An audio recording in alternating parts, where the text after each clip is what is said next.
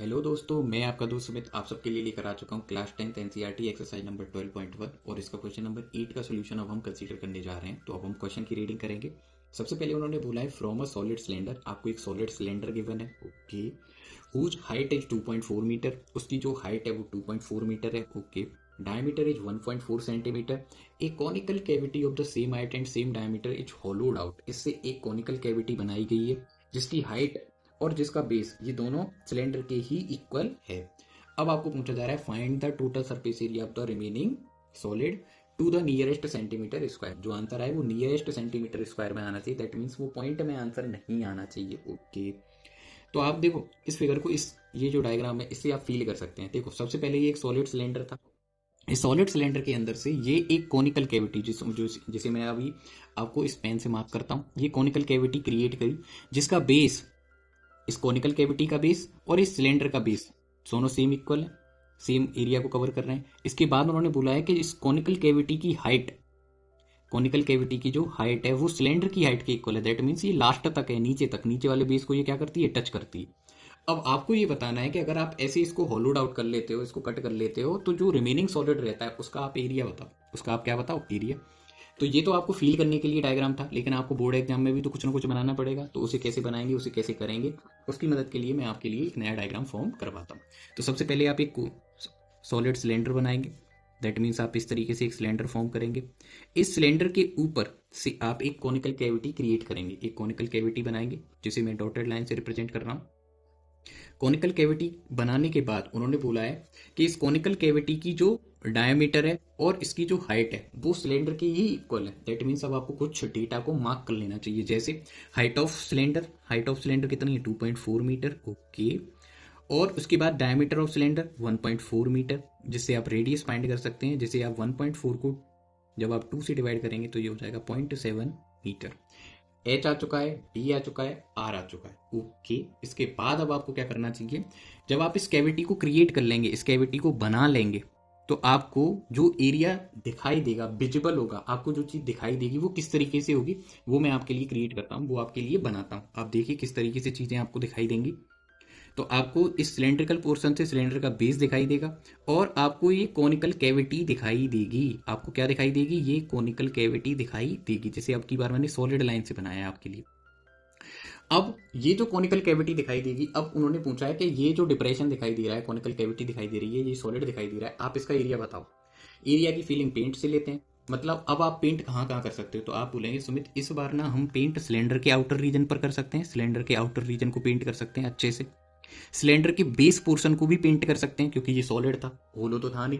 इसके अलावा सुमित हम इस कोन के आउटर रीजन को भी क्या कर सकते हैं, पेंट कर सकते हैं। जहां जहां मैंने अभी रेड पेन से मार्क किया है, आप उस रीजन को क्या कर सकते हो, पेंट कर सकते हो।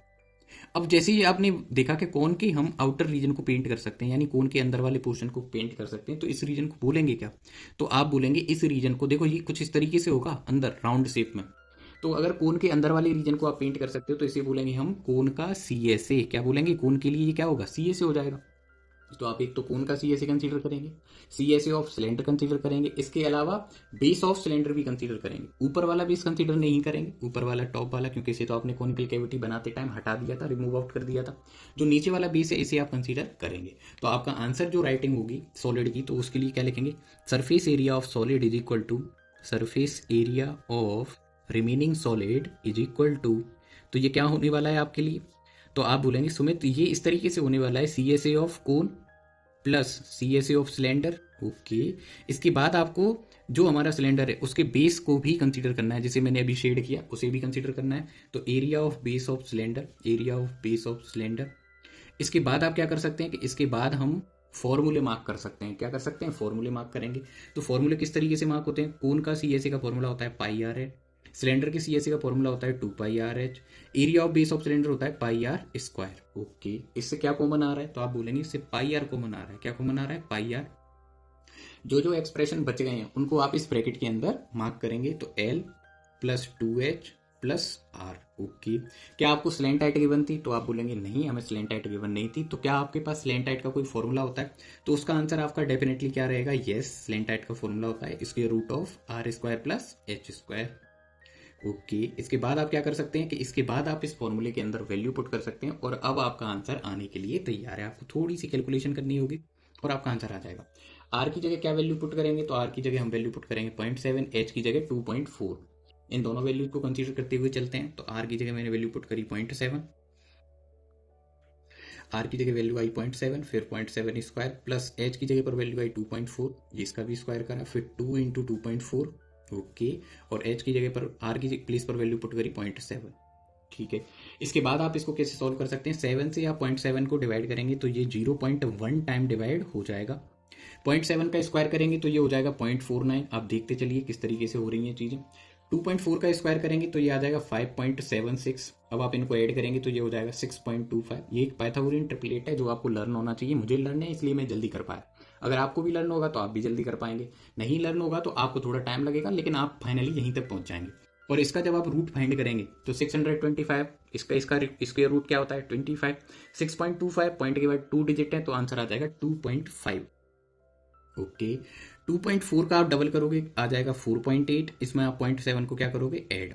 अब आप ऐड करोगे तो 4.8 और 0.7 आप इन दोनों को ऐड करना, तो सबसे पहले आएगा 5.5।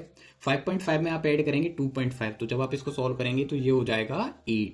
क्या हो जाएगा 8 हो जाएगा। ओके, तो आपका आंसर आया 22 मल्टीप्लाई 0.1 मल्टीप्लाई 8।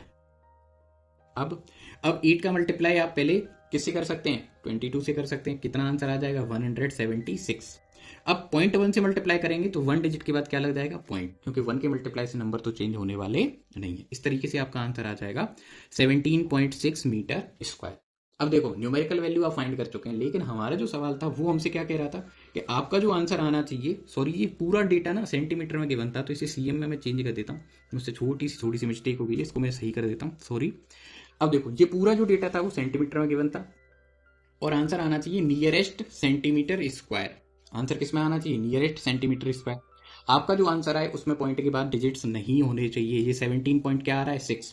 अब ये पॉइंट के बाद वाला जो पोर्शन है वो 5 से ग्रेटर है, 5 हो या फिर 5 से ग्रेटर हो, तो आप इस नंबर को आगे बढ़ा देंगे, मतलब आगे इंक्रीज कर देंगे, इनहेंस कर देंगे। तो 17 के जस्ट बाद वाला जो नेचुरल नंबर है वो क्या हो जाएगा 18। तो आपका आंसर आ जाएगा 18 सेंटीमीटर स्क्वायर।